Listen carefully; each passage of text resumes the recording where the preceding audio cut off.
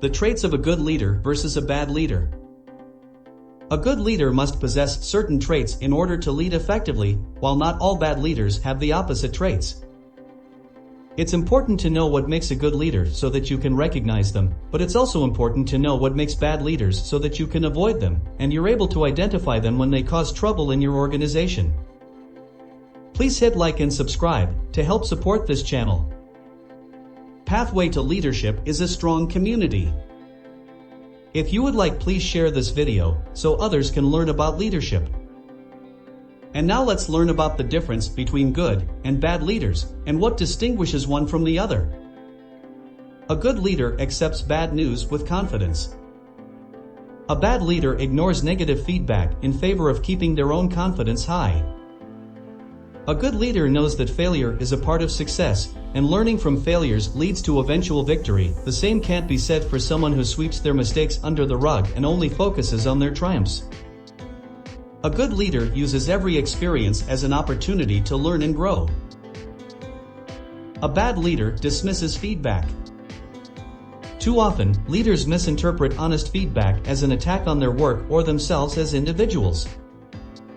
If you're in a position of power and need to provide direct criticism to your employees, it's important to separate yourself from your message and be constructive instead of destructive. Identify areas for improvement and offer concrete solutions for making changes. A good leader inspires people.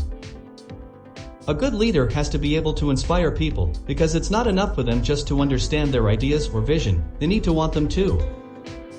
Their job is not only to tell people what needs doing, but also why it's important and how everyone benefits if they do it well.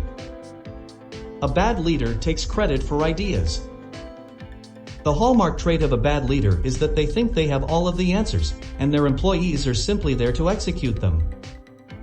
A good leader will give credit to his or her team whenever possible, especially when they're bringing ideas to life and making those ideas better than envisioned.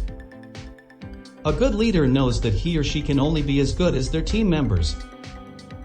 A good leader listens. It's easy to think leaders are out to prove something, and in some cases they may be, but that doesn't mean they don't want to hear your point of view or ideas. Rather than debating you on what they feel is right, a good leader will listen and then incorporate your suggestions where possible. A bad leader expects employees to read his or her mind. When you're managing people, there are bound to be misunderstandings and miscommunications. That's life, but a good leader will go out of his or her way to make sure that everyone is on board with what needs to happen and how it needs to happen. A bad leader will assume that his or her employees know what he or she wants even if he or she hasn't communicated it clearly. A good leader communicates openly. If there is one trait that distinguishes good from bad leaders, it is transparency. A great leader shares his or her vision with his or her team members in order to instill trust and confidence in their abilities to execute tasks well. It also creates an opportunity for coworkers to identify issues and offer alternative solutions, making everyone feel like they have some level of influence over decision-making processes within their organization's hierarchy. A bad leader doesn't admit their shortcomings. A bad leader tends to take no responsibility for their own actions, let alone admit when they're wrong and need help.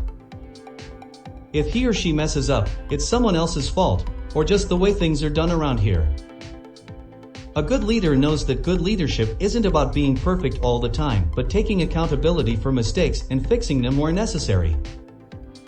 A good leader inspires greatness in others. The hallmark of great leadership is, in fact, inspiration. Those who possess it can inspire employees to reach new heights by demonstrating, through their own words and actions, what true greatness means for both themselves and others around them.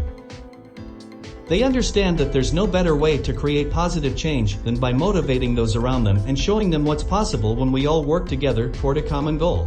Thank you for watching this video. Please support this channel by hitting like and subscribe, and we will see you next time at Pathway to Leadership.